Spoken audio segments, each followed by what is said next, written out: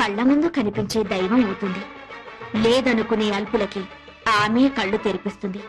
నైవేద్యాన్ని ఆ అమ్మనే పిలిచి తినిపించాడు ఓ చిన్న పూజారి. ఓం శ్రీ కనకదుర్గా దేవి దత్తాత్రేయ, నేను ట్రస్టీ గారితో మాట్లాడొస్తాను. త్వరగా నైవేద్యం పెట్టేసేయ్. మేయర్ గారింటికి ప్రసాదం పట్టుకెళ్ళాలి. నేను వేద పాఠశాలకు వెళ్ళాలి, తొందరగా రండి. అవన్నీ తర్వాత, అమ్మవారికి నైవేద్యం పెట్టాకే వెళ్ళు. నేను ట్రస్టీ గారితో ప్లేట్ల కలెక్షన్ గురించి మాట్లాడి వెంటనే వచ్చేస్తాను. ఎక్కువ మంత్రాలు చదవకుండా త్వరగా కానీ పులిహోర పైన జీడిపప్పు కదలకుండా నైవేద్యం పెట్టు. తినమ్మా తిను.